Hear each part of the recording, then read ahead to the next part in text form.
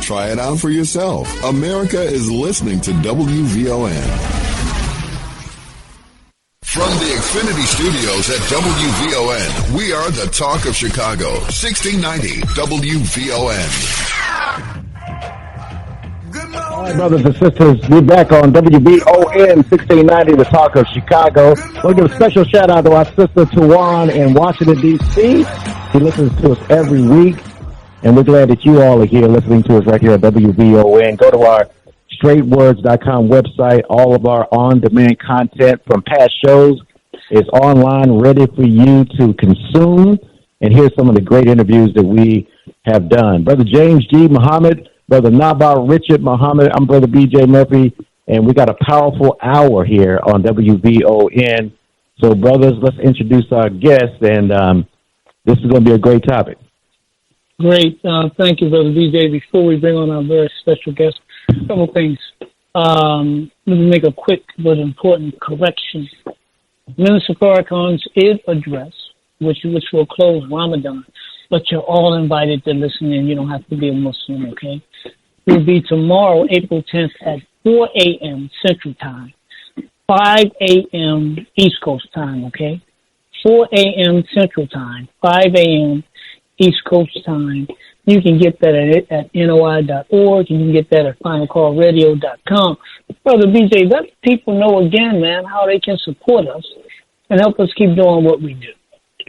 Yes, sir. Please, brothers and sisters, please find it in the bottom of your heart. Go down in there and reach down and look at those coins, those dollar bills that you got deep in the recesses of your heart and say, oh, there it is. There's the straight words money I was going to give. And then pull it out and get your Cash App and then fill it up with love and a donation at $ straight words. $ straight words on Cash App. On Zelle, it is 312-480-9775. That's 312-480-9775. And on PayPal, it is straight words, the number 4 at gmail.com. And I can promise you, brothers and sisters, the only reason that we're talking to you right now is because of your donations and what you have done since last year of supporting this show. So we do this show every week for you. We love you. We thank you. We hope you're enjoying what we're bringing to you. We're going to bring another year to you as we close out this year, coming up on right before the minister's birthday that we started this show. And we're just so proud. And Brother Naba'a Richard Muhammad, we got to give you props, brother, for your vision for this show. Thank you for inviting myself and the great Brother James G. When we added Brother James G on, that just filled up the team, brother. We like the Chicago Bears. You like what's that, brother? They getting ready to get in the draft. I'll forget his name. Yeah, I don't like the Bears, man. They're bums. We're more like we're more like the Bulls doing their Jordan years. Otherwise, they're the bad news bums. That's just where I'm at with that. I hope my son is listening. I agree with you, man. I hope my son is listening. But Brother BJ, we got Brother Pemon Rami. We're really glad to have this brother. He is a professor at Loyola University. He's an international film producer and director. These are just a few of the things that he's done. He is on the board of the Illinois Arts Council. He's a member of the Luminary Board of the Independent Film Alliance. And he's a former director of educational and public programs at the DuSable Museum of African American History. He actually was cast in a weekly TV series, The First Black Soap Opera.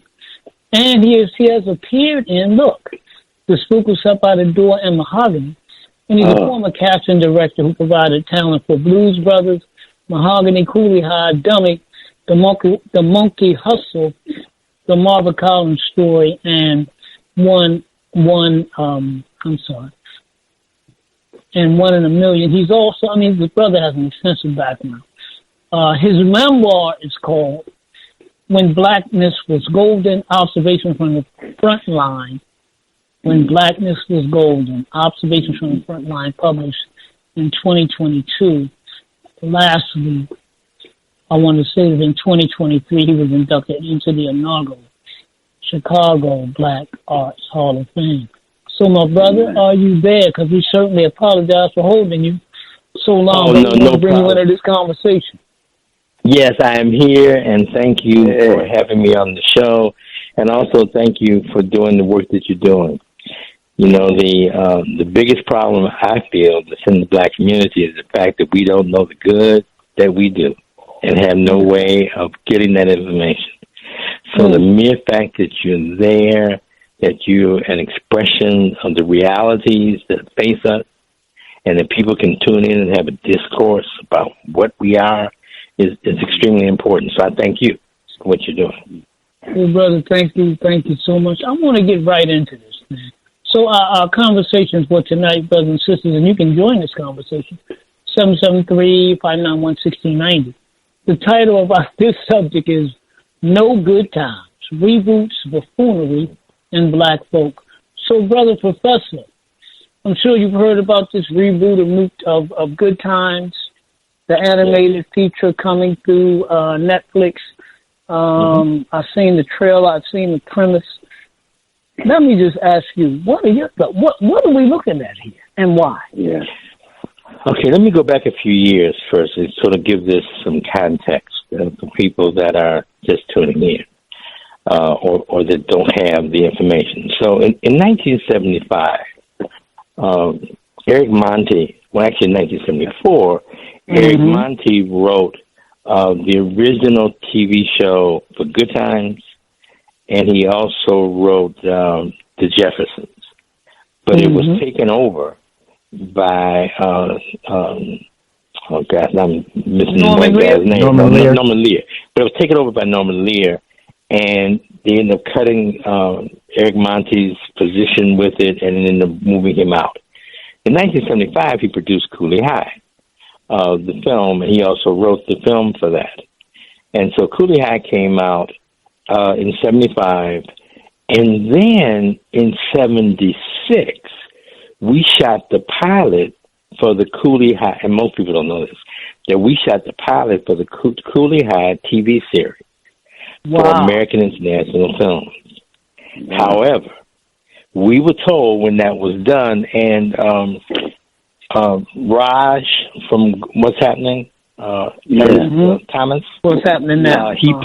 He played, right, but he played Preacher in the TV show. It was directed by Ivan Dixon. And when it went back to the studios, they said it wasn't funny enough. So they created and turned it into What's Happening instead. Wow. And that's how What's Happening came about. So throughout our existence of creation, there's never been an attempt to do, for other ethnic groups, to support our freedom. And in essence, whenever you are creating cultural materials, it impacts the mind. And so we say, people say, well, when people, part of the problem with young people is that they listen to too much rap. However, they can turn around and not say that the new Good Times is horrible and bad for children, because they ignore what they want to ignore and push the bad qualities of us versus creating and getting behind those projects that are uplifting. And I heard some of your comments earlier in terms of the discussion, and one of my hopes for our people, especially those of us that are in media, is that we stop generalizing, because to say that black men must support their families is important, but there's some that do. And so we should be saying that some of us don't support our families. But here is an example of those that are and families that are flourishing. We have to balance in our own minds the quality of good that we do. Right. The new garbage, and I'm going to call it garbage, the new garbage, if people haven't seen the trailer, I don't even suggest they go see the trailer, because every time you look at the trailer, they get some numbers based on that. But it is the grandchildren of supposedly of the original family. And by the way, both of the families, Eric Montes and his family, and Michael Evans, his family said that they did not support that project. And even some of the voices that were used by Bernadette Status and the young guy that played Michael. No, not JJ, because JJ, you know, he would go exactly where they're going. But the other actors have said that they are not supporting that show. But on the other hand, you have all these celebrities and stars that look beyond the conditions that they're creating and say, and their justification is, well, you know, we got to work. Well, as Robert Townsend said in Hollywood Shuffle, is work at the post office. You can find some other ways in which you can make and generate money other than doing garbage. Babies in the crib with gold chains on and having a shootout. Right. The father, you know, ripping off people in pool halls. Just every negative stereotype that they can create. Now, I know some people are going to say, well, I want to wait. I want to give it a chance. I want to wait and see how it comes up. That's like saying, okay, I want to wait until somebody blows up the neighborhood to see whether or not I live. I mean, it's like, how much garbage do you accept? Exactly. Yeah. How many times do a lot of people tell our stories? Yeah, you know, brother, one of the things I thought about, and I've used this term minstrelship, because these stereotypes, these caricatures of black people, they go back to at least the 18th century, where you're talking about the blackface, and you're talking about the big red lips, and you're talking about the white folks mocking us, dressing up, quote unquote, like us, and then presenting to us presenting to the world this story of the darky, right? Very often, the happy slave, the one who couldn't wait to get back to massa, as opposed to the horrific things that we experience. We also get into the age-old stereotypes, the Jezebel, or the black woman as a kind of sexual, insatiable beast. The black man as an uncivilized group. Our families as dysfunctional and not even really worthy of being called families. My point is that these are not images that we created of ourselves. These are images we have fought consistently since we first saw them. Go ahead, brother. Well, I was going to say that between 1910 and 1926, there were 4 major black film companies in America.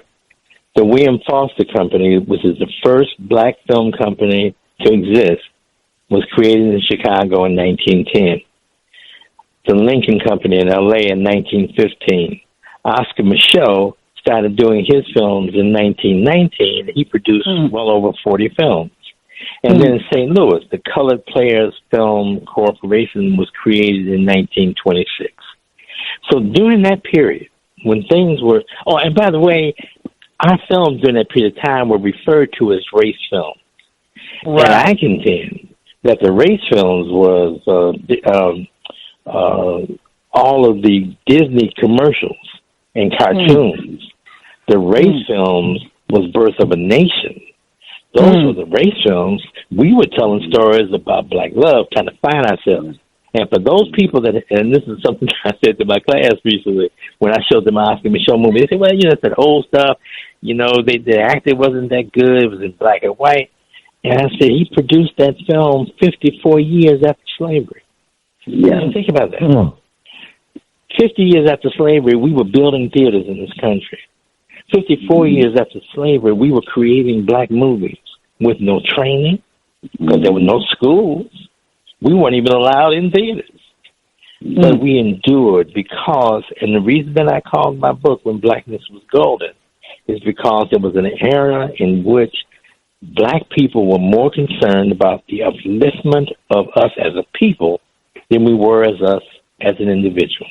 You know, brother, I want to get in something then, but I'll let Brother James and Brother BJ get into this. Okay. One of the reasons why I think this thing was one of the reasons why I feel this thing with Netflix is so insidious is that Netflix is a global platform. So this is not something you're only going to see necessarily only in America. Very often, Netflix takes these different features and they dub them into other languages that they then distribute through the technology all around the world. I've watched animated features that were initially in Italian, but they either had, subcaptions or they either had captions in English, or they dubbed the feature so that you would get it in English. So to me, this is much bigger than a situation where we're only talking about how we are perceived in America. And these images make a difference. The other thing I want to add real quick is there's a brother who has literally started a petition against this film, against this animated feature, rather. And you can get that at Change. You can get it at change.org. The brother that did the petition, his name is Alistair Fennell. And from what I've seen, I haven't seen any black folks saying, let's wait till it comes out. And the other thing I want to say real quick is it has been misreported that Carl Jones, and this is a brother who worked on the great satirical series, The Boondocks, that this was written by him. He went on social media to say it absolutely was not. That he was called in early on, and he dropped the project early on before seeing the script on episode. So that brother don't have nothing to do with this. Go ahead. Yeah. Well, that's because he heard the concept. And once he heard the concept, and I'm just assuming this, but once he heard the concept, it's like, okay, well, I'm not doing this. This is just not something I'm interested in doing. And if people go back to the original, the father left the show because of the buffoonery of JJ and how they were trying to reconstruct the black male image. Then after they got rid of him, then the mother left for basically the same reasons. And so the challenge that most of us have that are in this industry is how do you go to people that have nothing to do with you culturally or intellectually and ask them permission to tell a story that will impact their ability to control you. But they're the ones we're asking for money to produce it. And like your listeners, when you make up the pitch for support, our listeners have to realize that culture is as important as religion. For a person to be well, their mind, body, and spirit has to function. That means the same way that we tithe to churches, we have to tithe to cultural institutions. We have to make sure that that people that are creating these environments for our communication are supported, and that those shows are maintained. That's on us. That's our responsibility to do. And so, on the one hand, we need to talk about the good, and we also need to talk about the bad. But if you're going to criticize the bad, then you got to get behind the folks that are doing good work. Can I ask a question real quick, brother? Sure, brother. Okay. This is James. I got a couple of questions actually. I was listening to Bernadette Standish' interview she did. Number one, similar to the experience of Brother Monty. According to her, she said that JJ a long time ago had pitched the idea of a cartoon about good times to the guy that passed, I forget that we mentioned. Norman Lear. Norman Lear, yeah. And so, but that didn't get through from his pitch, but ultimately it got shown here. And Bernadette, she did say she had a little part, but it appeared or it sounded like she didn't hear much about the full breadth of the show. I don't know how much she heard or not, but that's the way it came up. My question is, as you've worked behind the scene, is who had the great idea that this was going to be something really great from starting at the writing in terms of the process, pitching the writing, pitching the concept, and those in the chain thought this would be a great idea? How does that come about that they say, well, this sounds great, let's do it. And then when they put the trailer together, they don't show anything that would be even considered redeeming value for it, yet it gets greenlit and produced, and the trailer comes out that everybody hates. I'm just curious if you could comment on, what kind of folks behind the scenes is just thinking this is a great thing to do. And then I have one other question after that. Okay. So most of us in the entertainment business have to build a library. For you to sustain yourself for a long period of time, you have to have a catalog of material. So Good Times belongs to Norman Lear's company. So they're sitting around with this product. And in essence, what you do is you go through your catalog and you say, well, we got Good Times. Can we do something with that? Now, from the point that you say we own the rights to the point that you decide who you're going to hand those rights over to is where the issue comes in.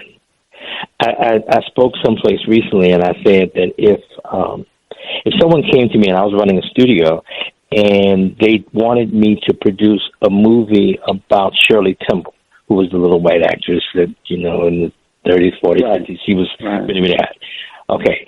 And then she became an ambassador and so forth. But anyway, my point was that if someone brought that to me, I would say, yeah, that'd be a great movie to do.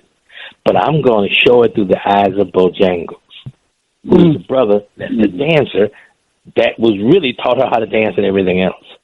Well, that's what they do to us. In essence, when we go into these environments, they find people that will agree with their notion of what we are. But it's Norman Lear's company.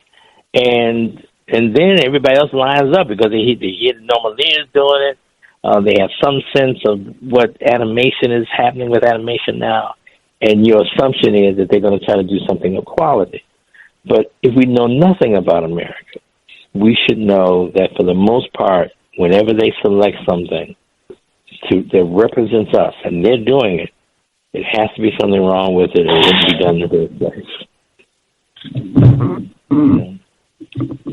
And this is just the reality of it. So how do we respond? We respond in a number of ways. We don't support it. We don't turn it on. And when I was talking to this young lady the other day, I said, so you're going to sit your children in front of that? When I teach film, one of the things I ask the filmmakers is that you have to face three basic questions. The first is, why are you doing the project? The second is, who are you doing it for? And the third is, what is it that you want them to do once they watch the piece that you've created? So if you use those two things, what the hell did they expect when they came out? That we're going to line our children up in a row and then they're going to start wanting gold chains and guns so they can shoot each other up? Did they expect inner city kids to say that's the kind of family that I come from and that's what I want to see? I don't understand. But what I do know is that we're too forgiving. We're too forgiving as a people. We let them redefine us entirely too much. An example of that would be playing the race card. Why did we allow people to say we were playing a game about race? And we took that on, and we now, a lot of us use that term. We have to control the narrative. You went right, but I wanted you to go real quick, brother. I got to ask you this question, brother Pemon. So you talk about how the Fifth Avenue is redefining black people on television. Can you give us a origin of where in the world did these people meet and said that every TV commercial got to have a black, white person, an interracial? Every commercial is an interracial commercial now that's on television. Do you know that? It is. How did this come about? How did everybody agree that every commercial is going to be, interracial? Most of the time, there's a quote by Napoleon when he was talking about what he did in Haiti, San Domingo. And his comment was that I didn't attack them for the economics of it. I attacked Haiti to stop the march of black people in the world forever. Now, Keep that point in mind. Yeah. When we talk about the images that come in these movies, it's over a long period of time.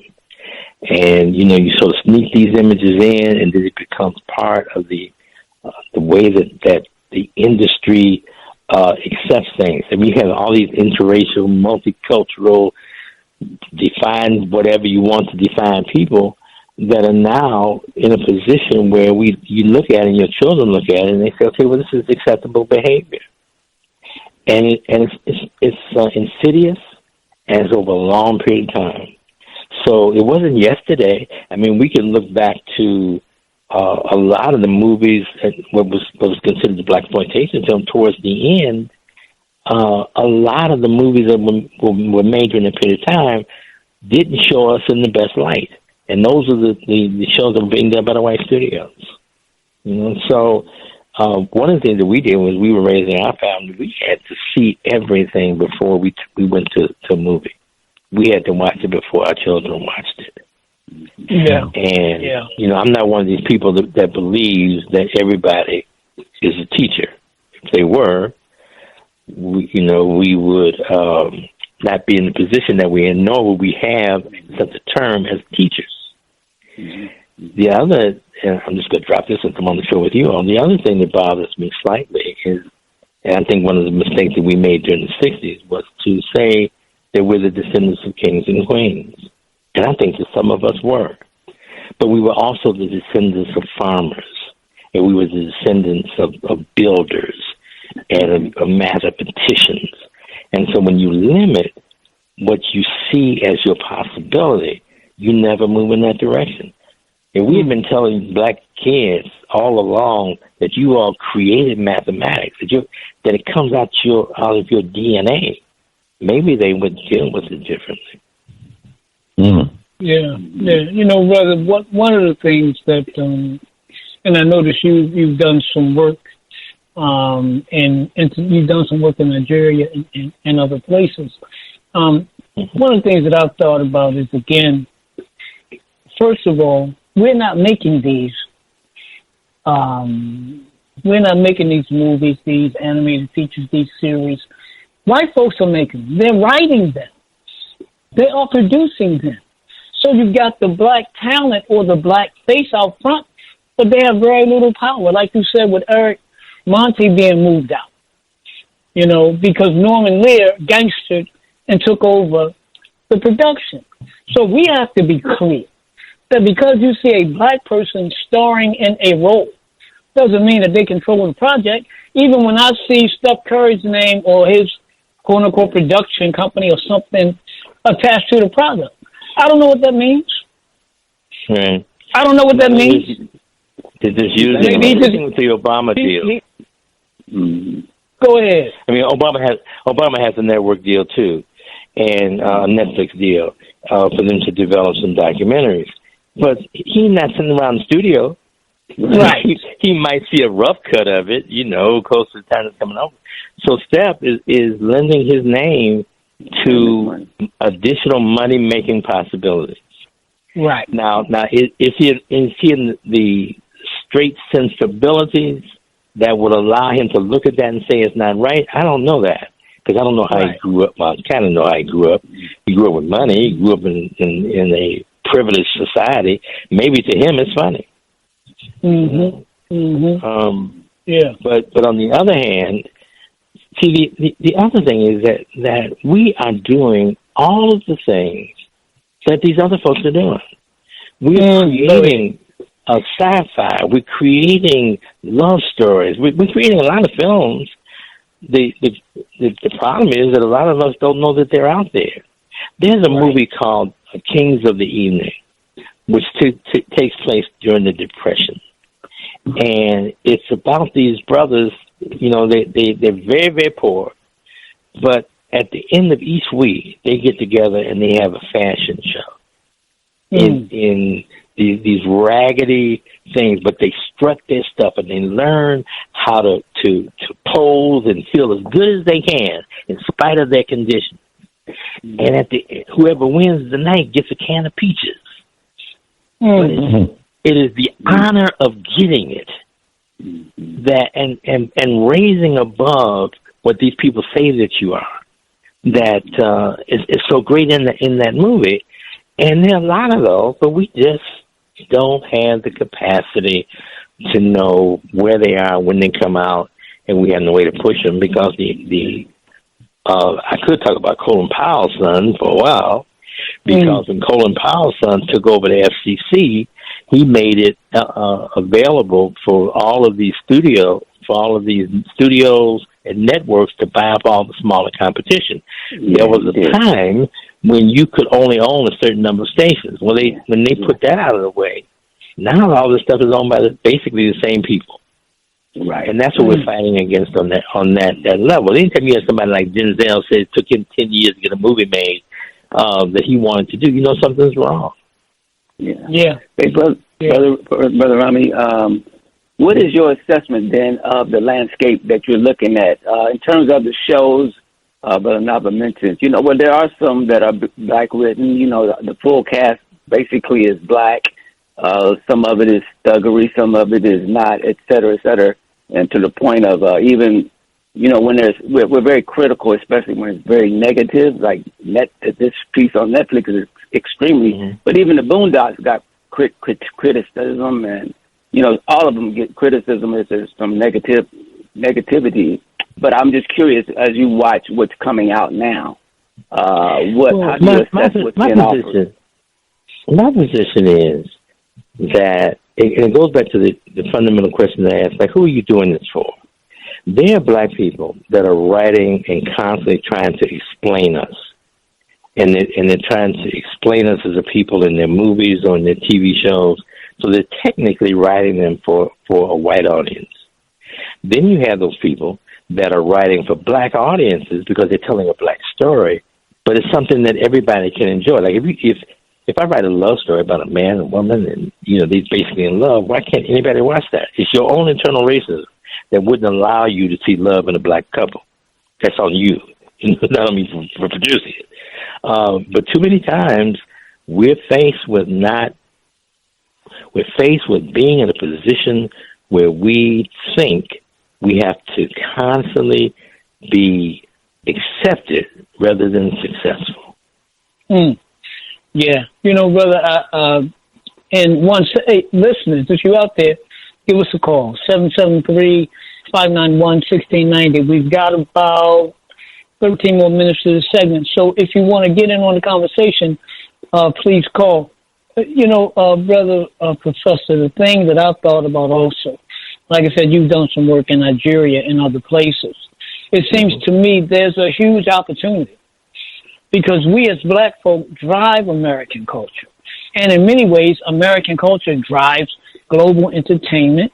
It's one of the biggest exports to the world.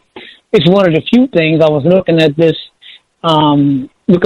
poll from 2021, and entertainment is one of the few things that, in terms of world opinion, is seen as the best or above average. Entertainment. Standard of living is not. Healthcare is not. And you're talking about an industry. This is according to industry survey in 2020. The U.S. media and entertainment industry is the largest in the world at $660 billion of the $2 trillion global market. My point is this. If we drive the trends, if we've got the talent, and if the technology now exists for us to create products and to distribute these products globally, why don't we hook up with the brothers in Nollywood and Nigeria and start creating more as opposed to fighting over jobs or fighting over whatever? I just feel there's a whole world waiting for us that wants to hear and see us presented in a totality and the reality of who we are. Well, I produced the film 93 Days, which is about the Ebola crisis, and we shot it in Lagos. I was the only American on the production team. Then we had Danny Glover in the cast, and we also had Tim Reed in the cast. But aside from that, everybody else was African. when we opened in Lagos, the day we opened, there were 7,000 people out to see the opening. So there are a lot of people that are in Africa. And then by the way, I should say this. Okay, but anyway, by the way, my wife and I worked on the curriculum for the Lagos. It's called the Terraculture Academy of the Performing Arts. It opened 2 years ago, and it's a training program for young people in film and television and theater and so forth. And it's going extremely well. And so there are those efforts that are happening there. And by the way, this is what I'm about to say, though. So in the early 80s, I taught acting at the Temple on 73rd. Sister Sonia Sanchez, her name was a Muslim name at the time, but she had joined the nation, and she brought me over to teach some acting classes. So yeah, I did that too. So by the way, there are more movies made in Africa than there are in the United States. There are more movies made in India than in the United States. But we can generate more money here than any of the other places. But they're turning out the product. There's some futuristic work that's being done in South Africa and Rwanda that's amazing. The things that we face are probably part of the same reason why we ended up enslaved. The continent is massive, and we don't all speak the same language. And so the barriers that we have to face is that. So I was supposed to direct a comedy in Lagos a few years ago, and I turned it down because I didn't get the jokes. It was cultural. I didn't get it. And so I said to them, I'm not the one for doing this, because their jokes and our jokes just weren't the same, and so we have to get, and so what we're working on now is how do we create products that can play in both places, that is integrated in a way that culturally and cast you can do it on both continents and be able to move them along. So because I'm looking at Netflix and the way they moving, they snatching up whatever they can to market it and make $1 from it. I saw a very nice series on one of the streaming channels that I thought was good. And guess what I just found on the internet? 93 days. And you can see it on Tubi, brothers and sisters. You can see it on Tubi for free. Okay? I pulled it up right now. I pulled it up right there. Cool, because you have to pay on Amazon. It's right there. I'm glad there. Yeah. And I don't mind paying if part of the money going to come back to you. So if I need to pay for it, if that's better for you, let me know, and I will pay. And I might be the only one that feels this way. So when my book came out, we intentionally made sure that it was in all the libraries. And we worked with the library system. So it's in all libraries everywhere. And what I say to people is that I would rather that they go to the library and check the book out and read it than to buy it and let it sit on the shelf. Right. And that's the same way that I feel about movies. I feel that you're creating the product for people to hear it and be moved by it in some fashion. You want to make money on it, no doubt, because it's what we do for a living. But at the same time, you got to be able to get the work out and constantly encourage people to produce and create these new environments for people that are coming behind us. And we just have to do more of that. We've been mentoring young people since we were teenagers. When I went to Nigeria, I took a young filmmaker from here. He was in Nigeria with me for 6 months. He was a student in Northwestern, came back. His resume was more impressive than his professors. But we have to do that. We have to take that kind of stuff on. And there have been times when the studio would say, "Well, you can't hire these people; they don't have experience," and we hired them out of our pocket. So the next time they couldn't have that excuse, but they worked on the project anyway. Right. We just asked for a little more money. You mentioned African the actors, etc. And I may be wrong on this, but just quick question: the black actors from Africa and those from England have become more and more prominent in the movies that are being shown and filmed here. And I was wondering, I mean, I did hear at one point maybe there was some animosity type of thing that might be happening in the actor world with regard to too many British and African actors getting roles instead of our brothers here. So I was wondering, is there anything like that happening? Hopefully not. Just curious. Well, I mean, I think that there's some people that are critical of the fact that you have so many British, and actually you have Africans that happen to be born in Britain or Australia, wherever they're from, but they're African first. Yeah, there is a problem because, like in England, you can't. If you're an actor here, you just can't go over to England and start working in their film industry. They have restrictions and limitations for the number of actors that they can hire. But you know, my feeling is that when these actors come in and they're playing a tough guy, they're playing a gangster. And they come in and they audition and they kill it. They're an incredible actor. They kill the scene, and then they say, "Is everything all right, Governor? Was that good?" And people go, "What the hell is that?" So he's really a good actor because that's not even the way he normally talks. And I think that sometimes it's that kind of surprise and this additional talent that drives some of it. But we're not respected either, you know. And what I'm saying about not being respected, you have more rappers, and singers in the film industry than you have trained actors. Yeah, you know. So, and that's because they know they can sell some tickets, and they don't really care a lot of times whether you're good or not, because they know that people will come to see you.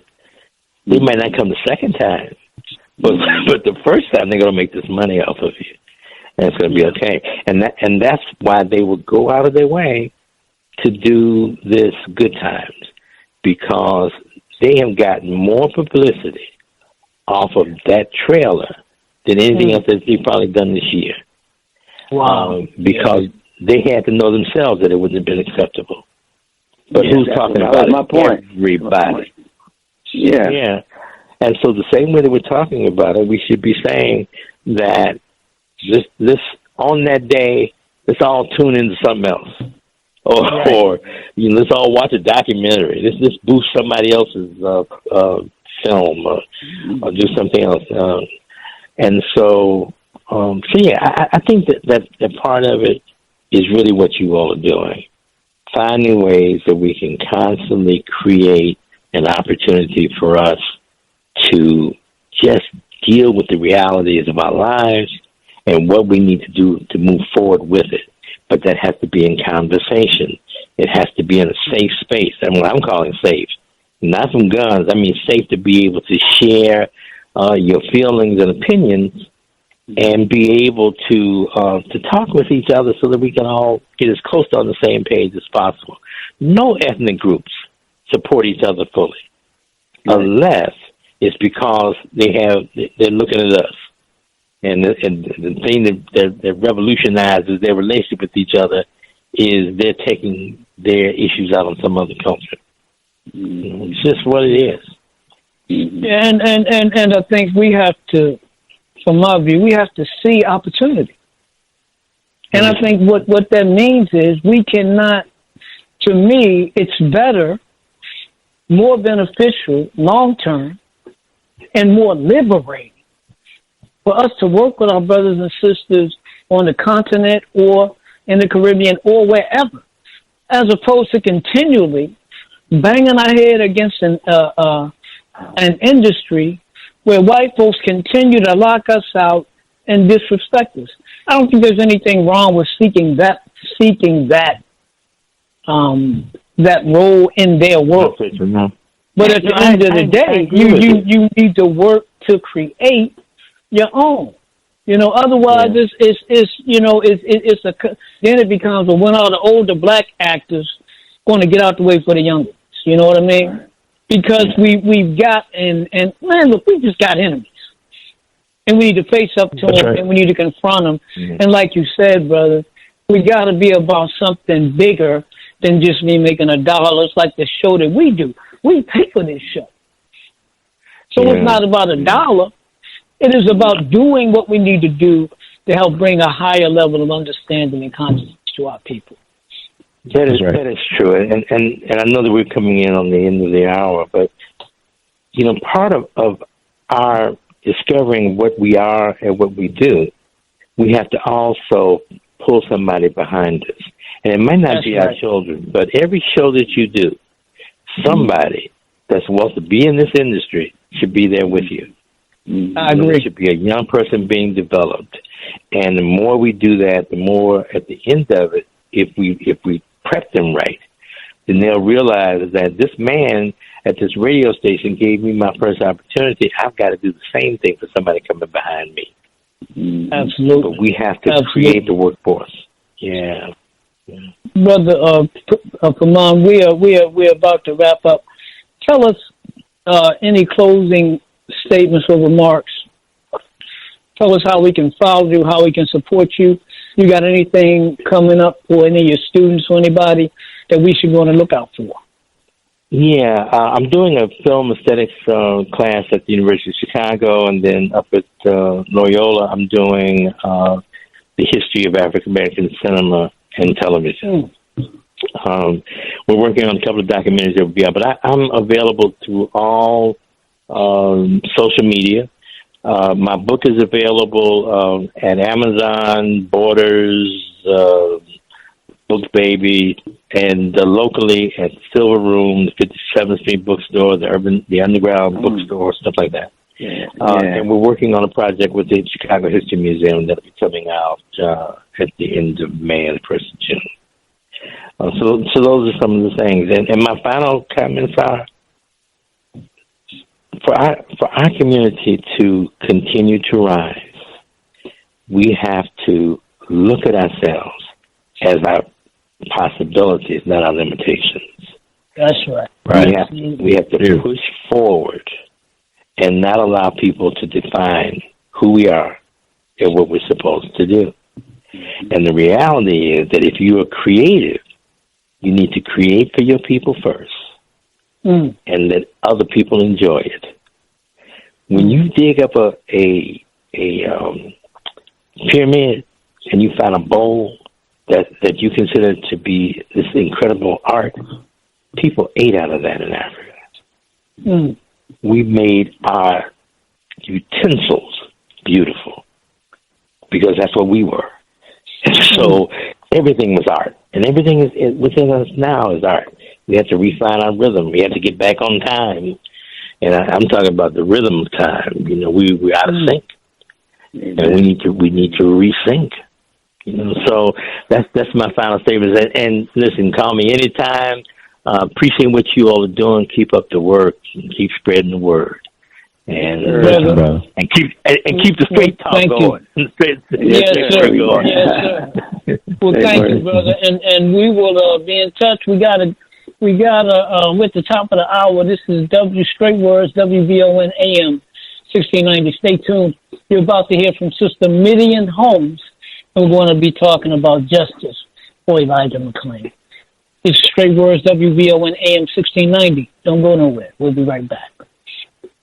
The talk of Chicago and the voice of the nation is 1690 WVON, Berwyn, Chicago.